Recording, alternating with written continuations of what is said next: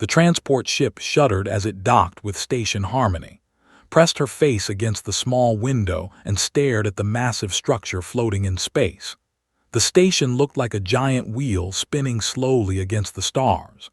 Lights blinked along its surface, and she could see other ships coming and going from different docking ports. "First time seeing a coalition station?" asked the guy sitting next to her. He was also from Earth, part of the same group of human recruits. "Yeah," replied. "It's bigger than I thought it would be." She had grown up on a cattle ranch in the Australian outback. The biggest building she had ever seen was the shopping center in Alice Springs. This space station was the size of a small city. The transport captain's voice came over the speakers. "All passengers prepare for docking. Welcome to Station Harmony, the Coalition's training facility." Grabbed her bag and followed the other humans toward the exit. There were 20 of them in total, all young people who had volunteered to join the Galactic Coalition security forces.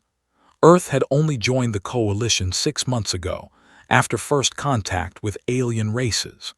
The government said it was a great honor that humans were being invited to train alongside other species. The docking tube connected with a soft thump, stepped through the airlock and into the station. The first thing that hit her was the smell. It was not bad, just different, like metal and something floral she could not identify. The second thing she noticed was how big everything was. The corridors were wide enough for a truck to drive through. The ceiling was at least 15 feet high. Everything was built to accommodate different types of beings. "Attention human recruits," said a voice. Looked around and saw their first alien instructor. The being stood 7 feet tall and had 4 arms. Its skin was a pale blue color, and its eyes were large and dark. It wore what looked like a uniform, though had never seen anything like it. "I am instructor of the Defense Corps. You will follow me to your quarters. Keep together and do not touch anything." Noticed how the instructor talked to them. His tone was the same one her uncle used when talking to children who might break something valuable. They followed through the station, saw other aliens walking through the corridors. Some looked like giant insects with hard shells. Others seemed to be made of rock. A few looked almost human but with different colored skin and extra limbs. All of them stared at the human group as they passed, heard whispers in languages she could not understand. Some of the aliens pointed at them. "Are they always this interested in new recruits?" asked quietly. "I think we're the first humans they've seen," replied. Their quarters were in a section marked Special Housing Unit. Each human got a small room with a bed, a desk, and a bathroom. Everything was sized for humans, which found strange since the rest of the station was built for larger beings. "Your rooms have been specially modified for your needs," explained. "The air mixture, gravity, and temperature have all been adjusted to keep you comfortable and safe. You are not to leave this section without an instructor present." Raised her hand. "Why can't we go to other parts of the station?" Large eyes focused on her. "Because humans come from what we classify as a Class 12. While you have adapted to survive in such conditions, you may not be prepared for the different environments other species require. Also, other species may not understand how fragile humans can be." Felt her face get hot. "Fragile. Your bone density is lower than most coalition species. Your skin offers little protection. You have no natural armor or defensive capabilities. We must take precautions to ensure you are not accidentally injured." After left, sat on her bed and tried to process what had just happened. Back on Earth, she was known for being tough. She had grown up wrestling cattle, fixing fence posts, and surviving in the outback. Her friends called her fearless because she was not afraid of spiders, snakes, or crocodiles. But here, she was being treated like she might break if someone looked at her wrong. The next morning, they started training. The exercise room was enormous, with equipment had never seen before. Some machines looked like they were designed for beings with multiple arms. Others seemed built for creatures that could climb walls. Their first instructor was another named Sergeant On. She was even taller than, with dark purple skin and silver markings on her arms. "Today we will cover basic physical conditioning," she announced. "For our human recruits, we have prepared a special low-impact routine to prevent injury." Watched as the alien recruits began their exercises. They lifted weights that would have taken 3 humans to move. They ran at speeds that would have broken human records. Some of them could jump 15 feet straight up. Meanwhile, the human group was given light weights and told to walk slowly on a treadmill. "This is ridiculous," muttered. "What was that, recruit?" Sergeant On had hearing that was apparently much better than human normal. "Nothing, ma'am," replied. But it was not nothing. Had spent her whole life proving that she was just as capable as anyone else. She had worked alongside men twice her size on the ranch. She had survived alone in the desert for 3 days when her truck broke down. She had once fought off a pack of dingoes with just a stick. Now she was being told to lift 5-pound weights because anything heavier might hurt her. The worst part was how the other species looked at them, not with respect, but with pity. Like they were small animals that needed to be protected, saw it in their expressions when they thought the humans were not looking. During lunch, she sat with the other human recruits. Everyone seemed frustrated. "They act like we're made of glass," said a former police officer from New York. "I used to lift engines out of trucks," added Mike, a mechanic from Texas. "Now they won't let me carry my own equipment." Looked around the cafeteria. The alien recruits sat separately from the humans. They were bigger, stronger, and faster than any human, but had grown up in a place where being small did not mean being weak.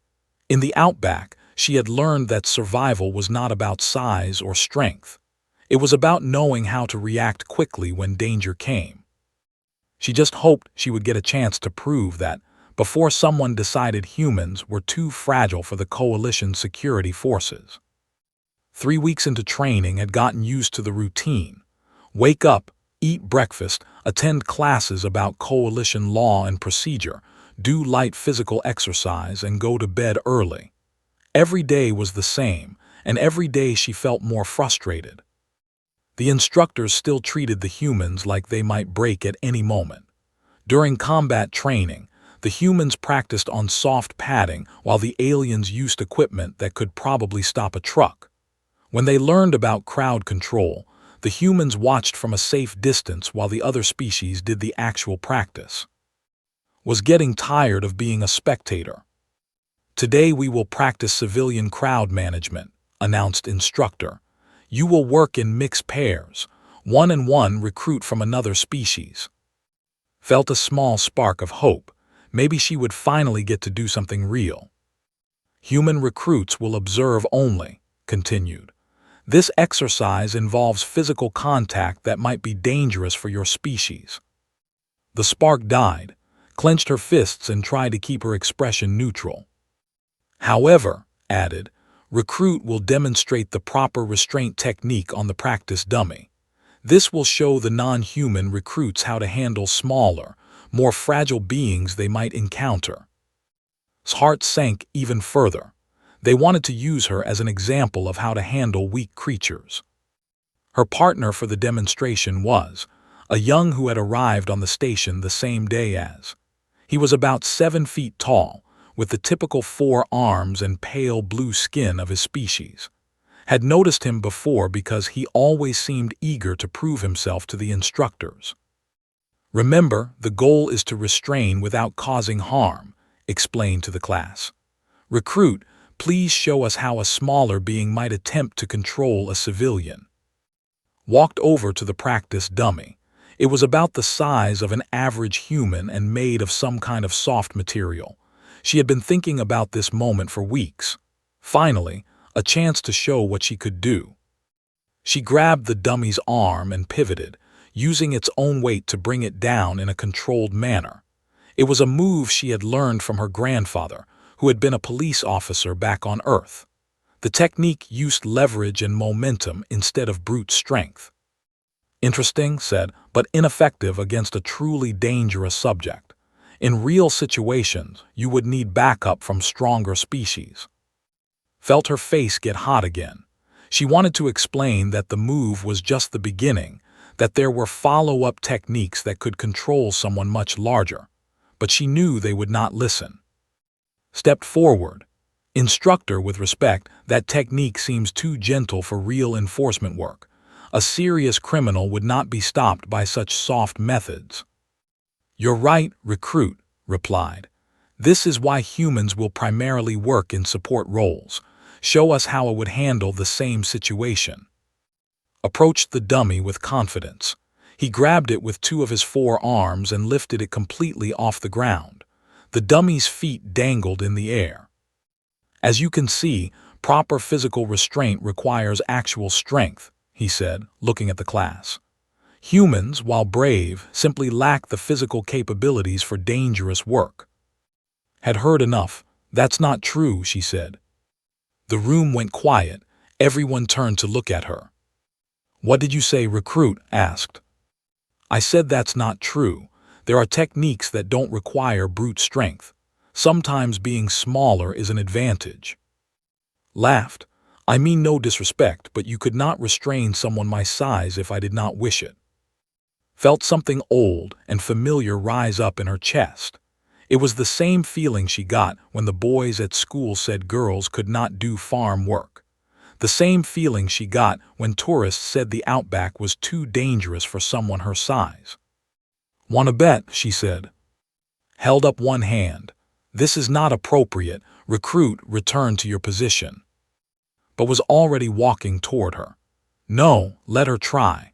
It will be educational for everyone to see the difference between species' capabilities. He was smiling, but not in a mean way. He genuinely thought he was about to teach everyone a lesson about physical reality. I will be very gentle, he said, reaching out to pat on the shoulder. Do not worry about hurting me. That was his mistake. The moment's primary hand touched arm, her training kicked in. Not coalition training, but the deeper training that came from growing up in a place where everything was trying to kill you. Had been grabbed before. By drunk ranch hands who thought a young girl was an easy target. By wild animals that attacked without warning. By her own grandfather during practice sessions where he taught her that speed was more important than strength. She did not think about what she was doing. Her body simply reacted. His left hand clamped down on his wrist. Her right hand grabbed his elbow. She stepped back and twisted, using his own forward momentum against him. Her grandfather had taught her that joints only bent in certain directions. Apply force in the wrong direction, and even the strongest person would go down. Was stronger than any human. His reflexes were faster. His reach was longer.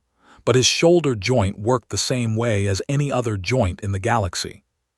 His pivot and twist happened in less than a second. Caught completely off guard, found his arm bent in a direction it was never meant to go. The pop was loud enough for everyone to hear. Screamed. Let go immediately, but the damage was already done. Collapsed to his knees, holding his arm against his body. His shoulder hung at an odd angle and his face had gone pale purple. Medical team to Training Bay 7. His voice was sharp as he spoke into his communication device. We have an injury. The room erupted in confusion. Some recruits rushed to help. Others backed away from like she was dangerous, stood in the middle of it all staring at her hands. She had not meant to hurt him so badly. The move was supposed to just put him off balance, but biology was different from humans. What would have been uncomfortable for a human was devastating for a... Medical personnel arrived within minutes. They carefully moved onto a stretcher. As they carried him out of the training bay, could see tears in his large eyes. What did you do? Whispered one of the alien recruits. Did not have an answer. All she knew was that in trying to prove she was not fragile, she had proven something much worse. She was dangerous. Sat in the small holding room and stared at the metal table in front of her. She had been there for 6 hours, waiting for someone to tell her what was going to happen next. Every time she closed her eyes, she could hear that terrible popping sound and scream. The door finally opened. Commander entered, followed by two others did not recognize. The commander was older than the instructors, with dark blue skin marked by silver scars. Her forearms moved with the careful precision of someone who had seen combat. "Recruit," the commander said, taking a seat across from. "I am Commander, Station Security Chief. These are investigators or an OWL. We need to discuss what happened in Training Bay 7. Nodded, her throat felt dry. "Is okay." "That is part of what we need to discuss." Commander placed a data tablet on the table. Medical scans show complete shoulder separation, torn rotator complex, and damage to his secondary joint structure. Recruit will require surgery and months of rehabilitation. "Felt sick. I didn't mean to hurt him that badly. I was just trying to show him that." "That what?" Investigator or leaned forward. "That humans are more dangerous than we thought. That you were pretending to be harmless while planning to attack." "No," said quickly. "I wasn't pretending anything. I just reacted when he grabbed me." "Reacted?" Investigator Al made notes on his tablet. "You call permanently disabling a fellow recruit a reaction?" "It happened so fast," tried to explain. "He reached for my arm and I don't know how to describe it. My body moved before I could think about it." Commander studied's face. "Show me exactly what happened. Use my arm." Hesitated. "I don't want to hurt you too." "I am wearing protective gear," the commander said, indicating a device on her shoulder. "It will prevent injury. I need to understand your technique." Stood up slowly. Commander extended her primary arm, took hold of it gently, trying to remember exactly what she had done. "He grabbed my arm like this," said, placing the commander's hand on her forearm. "Then I grabbed his wrist and elbow, stepped back and twisted." She moved slowly this time, demonstrating the pivot and twist that had injured. Even at quarter speed, could see the commander's eyes widen as she felt the pressure on her joint. "Stop," the commander said. "That is enough." Let go and sat back down. The three exchanged glances.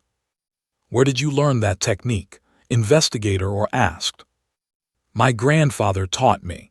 He was a police officer on Earth. He said it was important for smaller people to know how to defend themselves." "Defend themselves against what?" Thought about how to explain. "Against bigger people who might want to hurt them, against animals, against lots of things." The investigators took more notes, could tell they did not understand. Over the next 3 days, was interviewed by different people. Coalition psychologists wanted to know if she had violent tendencies. Biomechanics experts asked her to repeat the move over and over on practice dummies. Medical officers examined her hands and arms, trying to understand how someone so small could generate such force. The worst part was how the other humans looked at her now. Some seemed afraid, like they thought she might attack them too. Others were angry, saying that her actions had made things worse for all humans in the program. "They're talking about sending us all home," told her during dinner. "They think if one human can do this, maybe we're all dangerous." Pushed her food around on her plate. She had barely eaten in 3 days. "I'm sorry, I never wanted this to happen." "Why did you do it?" asked the former police officer. "You had to know it would cause problems." "I didn't think," admitted. "When he grabbed me, I just reacted. Back home, if someone grabs you without permission, you make them let go." "But this isn't home," said. "These people are trying to help us. They're trying to keep us safe." Wanted to argue, but she was too tired. Maybe was right. Maybe she had ruined everything for everyone. On the 4th day, they brought her to see in the medical bay. He was lying on a bed designed for anatomy, his injured arm suspended in some kind of healing field. "I wanted to apologize," said, standing awkwardly beside his bed. Turned his head to look at her. His large eyes seemed duller than before and could see pain lines around them. The doctors say I will never have full use of my arm again, he said quietly. I was going to join the elite guard after training. Now I will be lucky to qualify for administrative work. Felt tears start to form. I'm so sorry, I never meant for this to happen. What I do not understand, continued, is how you moved so quickly. I have studied the security footage many times. One moment I was reaching for your arm, and the next moment I was on the ground in agony. I don't know either, said honestly. It just happened. The biomechanics experts are calling it impossible. They say a human should not be able to generate that much rotational force. They say the speed of your movement exceeded their models for human capability. Did not know what to say to that. But I know what I felt, said. When you grabbed my arm, it was like being caught by a machine. Precise, powerful, and completely without hesitation. He was quiet for a moment. Tell me about your world, he said finally. What is it really like? Thought about the question. How could she explain growing up in a place where the heat could kill you, where venomous snakes hid under rocks, where crocodiles waded in water that looked safe? Everything there tries to hurt you, she said. The animals, the weather, even the plants. My grandfather used to say that Earth doesn't care if you live or die. You have to decide for yourself that you're going to survive. And this technique you used on me. Just one of many things I learned. When you're small and everything else is bigger and stronger, you have to be faster and smarter. You have to end fights before they really start. Closed his eyes. I think I am beginning to understand why they call your world a Class 12. The investigation concluded 2 days later. Commander called to her office to deliver the verdict. After extensive review, we have determined that you acted within normal parameters for a human experiencing a perceived threat, the commander said. However, this incident has revealed serious gaps in our understanding of human defensive capabilities. Does that mean I can continue training? That decision is being made at higher levels, the commander replied. What I can tell you is that everything we thought we knew about humans is being reconsidered. Left the office more confused than when she had entered. She did not know if she would be allowed to stay or sent home in disgrace. All she knew was that she had wanted to prove humans were not fragile. She had succeeded, but not in the way she had hoped. Doctor arrived on Station Harmony 3 days after the investigation ended. She was a small woman with gray hair and kind eyes, wearing a simple Earth uniform that looked plain compared to the elaborate clothing of other species. Had never heard of her before, but apparently she was famous in Coalition scientific circles. Doctor is Earth's leading expert on comparative xenobiology, Commander explained to the assembled group. She has been studying how different worlds shape the evolution of intelligent species. The briefing room was packed. All the instructors were there, along with station administrators, medical staff, and security personnel. Even some of the alien recruits had been allowed to attend. Sat in the back with the other humans, wondering what this scientist could possibly say that would help their situation. Doctor connected her data tablet to the room's projection system. The first image that appeared was a view of Earth from space. This is your planet, she said to the alien audience. From a distance it looks quite peaceful. Blue oceans, white clouds, green continents. Many coalition worlds have similar appearances. She switched to the next image, showing a tropical beach with palm trees and clear water. This is what most species imagine when they think of a habitable world. Calm, safe, beautiful. Then the image changed. It showed the same beach, but now there was a massive crocodile lying on the sand, easily 20 feet long. This is the reality of Earth, Doctor continued. That creature you see is called a crocodile. It can grow to be over 20 feet long and weigh more than a ton. It has the strongest bite force of any living animal. It can remain perfectly still for hours, then explode into motion faster than your eye can follow. Saw several aliens shift, uncomfortably in their seats. "Here is the important part," Doctor said. "Humans swim in the same waters as these creatures. They fish in rivers where crocodiles hunt. They live in areas where encounters with these predators are common."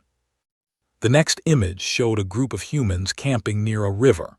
Recognized the setup from her own childhood camping trips. "To humans, this is normal," Doctor explained. "They see no contradiction between enjoying nature and knowing that nature might kill them at any moment." She switched to a new set of images showing various Earth animals: a grizzly bear, a great white shark, a king cobra, a pack of wolves.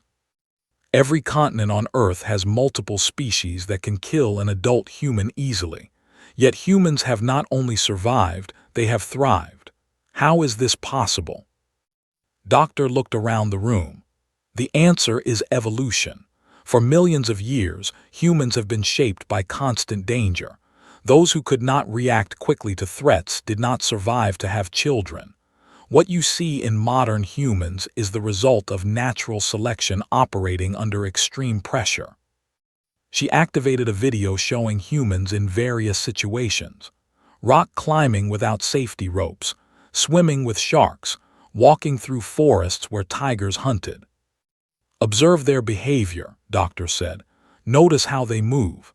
Their eyes constantly scan for threats. Their bodies remain ready to react instantly. What looks like casual behavior is actually a state of constant alertness that would exhaust most coalition species." Watch the instructors carefully. Their expressions were changing from confusion to something that might have been concern. "Now let us examine what happened between recruit and recruit," Doctor continued. "From a human perspective, this was a completely normal defensive response." She showed the security footage of the incident, slowing it down so everyone could see exactly what happened. Note the speed of recruit's reaction. From the moment of contact to the completion of her defensive move, less than half a second elapsed.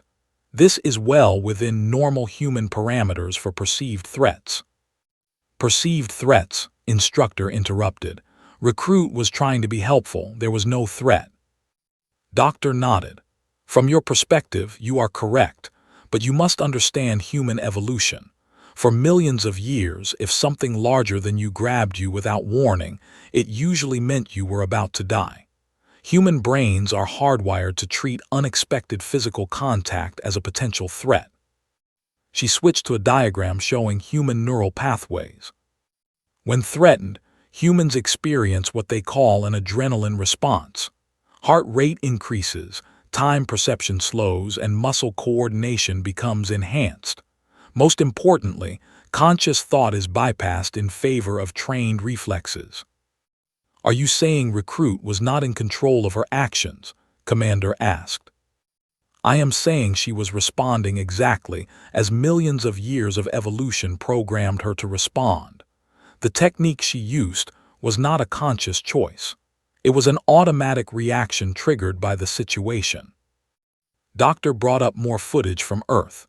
Humans escaping from various dangerous situations.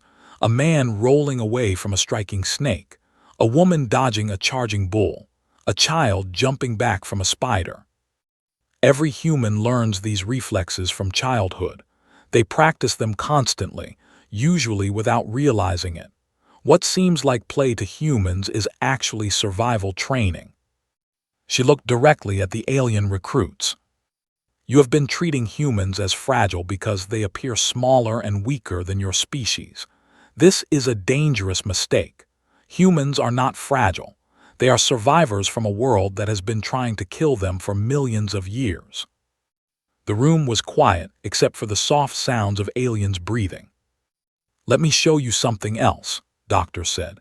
She activated a video of humans doing everyday activities. Children playing in a yard where could see several venomous snakes in the background.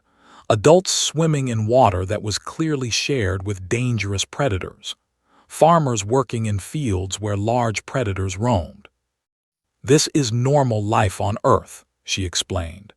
"Humans do not see these as extraordinary risks. To them, this is simply how the world works. They have learned to function normally while maintaining constant readiness for danger. But surely they use technology to protect themselves, said one of the medical officers. Some do, Doctor agreed. But observe Recruit's background. She grew up on what humans call a cattle ranch in the Australian outback. This is one of the harshest environments on Earth. Extreme temperatures, venomous creatures, and predators that can kill a human in seconds. She showed images of the Australian outback. Even through the projection screen, could see the alien audience reacting to the harsh landscape. Recruit survived in this environment from childhood. She learned to read danger signs, to react to threats, and to defend herself using only her body and mind. What you saw in the training bay was not an attack. It was a survival reflex honed by years of living in conditions that would kill most coalition species within hours. Doctor turned off the projector and faced the audience directly. The incident with Recruit was tragic, but it was also educational. It revealed that our understanding of human capabilities was dangerously incomplete. Humans are not weaklings who need protection. They are products of a world that taught them to be ready for anything. She paused, letting her words sink in. If we are going to train humans alongside other species, we must respect what they are. They carry within them the genetic memory of surviving against odds that would terrify most of the galaxy. Commander stood up. Doctor, what do you recommend for future training protocols? Complete revision, she replied without hesitation. Humans should not be treated as delicate specimens. They should be treated as the dangerous, capable survivors they actually are. And everyone working with them needs to understand that grabbing a human without warning is like reaching toward a coiled spring loaded with millions of years of evolution. As the briefing ended, notice that the alien recruits were looking at the humans differently now. Not with pity or condescension, but with a kind of nervous respect.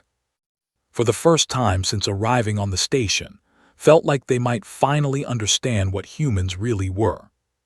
6 months later, stood in the same training bay where everything had changed. But now the room looked completely different. The old equipment designed to protect humans had been replaced with gear that challenged them. The soft padding was gone, replaced with real training obstacles that required skill and quick thinking to overcome. Remember, when working with humans, always announce your intentions clearly, told her class of new alien recruits. Never grab or touch them without permission.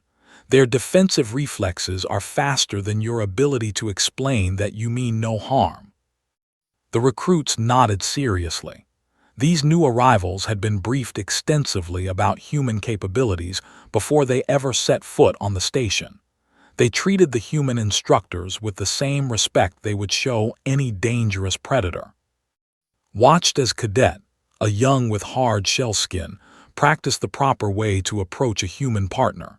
He stopped 3 feet away, held up his hands to show they were empty, and clearly announced what he wanted to do before taking another step. Very good, said.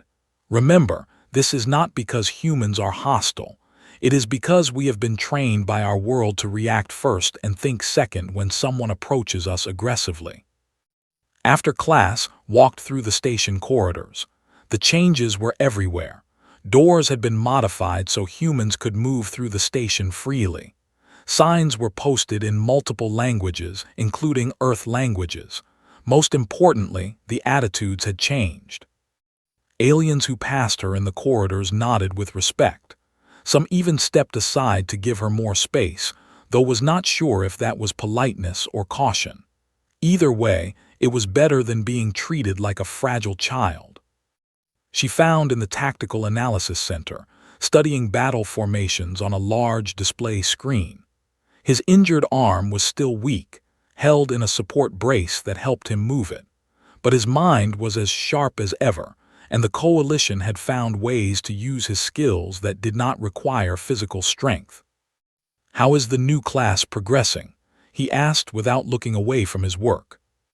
Better than expected, replied. They actually listen when you explain human reflexes. The old instructors thought we were making excuses. Nodded. Fear is an excellent teacher. After word spread about what happened to me, everyone became very interested in human defensive capabilities. Sat down beside him. Their friendship had grown slowly over the months. At first, she had been too guilty to speak to him, but had insisted that understanding came from discussion, not silence. "Any regrets?" she asked. Considered the question. "I regret that I will never be a field operative, but I have learned things about combat psychology that I never would have discovered otherwise. Your people think about fighting very differently than we do." "How so?" "Most coalition species see fighting as a last resort, something you do when all other options have failed. But humans," he gestured at the tactical displays, "you think about fighting the way we think about breathing. Always ready, always prepared, but so natural you do not even notice you are doing it." Thought about that. Maybe that's why Earth produced so many different fighting styles. We've been practicing for thousands of years. Exactly. Other species develop weapons and armor. Humans develop reflexes and techniques. You turn your own bodies into weapons. The door to the analysis center opened, and Commander entered. She had requested regular updates on the new training programs. "How are our human instructors adapting to their new roles?" she asked. "Very well," replied. "Instructor has successfully trained 43 new recruits in proper human interaction protocols. 0 incidents so far." Commander looked pleased. "And the combat effectiveness evaluations?" Pulled up another display. Human-alien teams are outperforming single-species teams by 30%. The humans provide tactical flexibility that complements alien strength and durability. It was true. Once the other species stopped trying to protect humans and started working with them as equals, the results had been impressive. Human speed and reflexes combined well with alien strength and endurance. More importantly, human experience with constant danger made them excellent at spotting threats that other species missed. "I have new orders for you both," Commander said. "There has been an incident on station. Pirates have taken hostages and are demanding negotiations. The local security force requested assistance specifically from our mixed-species teams." Felt her heart rate increase slightly. This would be their first real mission, not just training exercises. "What kind of pirates?" she asked. "Bandits. They specialize in quick raids and intimidation tactics. Usually they retreat when faced with serious resistance, but this time they seem committed to their position." Brought up files on the species. They were large, heavily built creatures with thick hide and natural weapons. Physically impressive and used to intimidating other species through size and aggression. "Perfect opponents for a human," observed. "They will not expect someone your size to be dangerous." Nodded. "When do we leave?" "Transport departs in 2 hours. You will lead a team of 6. 3 humans, 3. Remember, this is a rescue operation. The goal is to save the hostages, not to prove anything about human capabilities." But knew that everything they did would be watched and judged. The success or failure of this mission would determine whether humans continued to be accepted as equal partners in coalition security forces. 2 hours later, stood on the transport ship watching station grow larger through the viewport. Her team was ready, and were with her, along with 3 officers who had volunteered for the mixed-species program. "Nervous?" asked. "A little," admitted, "but also excited. This is what we trained for." The mission briefing was simple. The pirates had taken over the station's control center and were holding 12 civilians hostage. They claimed to have explosives and threatened to kill the hostages if anyone tried to storm their position. Traditional tactics would require a long siege or heavy weapons that might harm the hostages, explained Captain Ash, the team leader. But perhaps human approaches might offer different options. Studied the station schematics. How good is their sensory equipment? standard gear, designed to detect large, obvious threats. Smiled, then they won't see us coming. The plan was risky but simple. While the officers created a distraction at the main entrance, the humans would use maintenance tunnels to approach from an unexpected direction. We're used to fighting enemies who announced themselves loudly and fought in obvious ways. Humans, as had learned, were very good at being unexpected. The mission succeeded beyond anyone's hopes. The pirates never saw the humans coming. Team disabled the explosives while and secured the hostages. By the time they realized what was happening, it was over. No shots were fired. No one was injured. The pirates surrendered when they found themselves surrounded by enemies they had never seen approach. "How did you move so quietly?" one of the captured pirates asked as coalition security led him away. "I have been raiding for 20 years. No one has ever surprised me like that." Shrugged, "We learned from our world. On Earth, if the predators hear you coming, you become lunch." Later, as they traveled back to Station Harmony, Captain Ash reviewed the mission reports. "The Coalition Command is very impressed," he told. "They are requesting human instructors for all major training facilities." Looked out at the stars streaming past the transport's viewport. 6 months ago, she had been treated like a fragile creature who needed protection. Now humans were being sought out as valuable partners. "Do you think we proved ourselves?" she asked. Captain Ash was quiet for a moment. "You proved something more important than just your capabilities. You proved that different does not mean inferior. The galaxy is a dangerous place. It makes sense that the most dangerous world would produce the most capable survivors." Nodded. Earth had been trying to kill humans for millions of years, and humans had not only survived, but learned to thrive in conditions that would terrify most species. Now, finally, the galaxy was beginning to understand what that really meant. As Station Harmony appeared in the viewport, thought about all the new human recruits who would arrive next month. They would not have to prove that they were not fragile. Instead, they would be trained as what they actually were, survivors from a who had learned to turn danger into opportunity. The galaxy was about to discover what humans could really do when they stopped being underestimated, and was looking forward to being part of that discovery.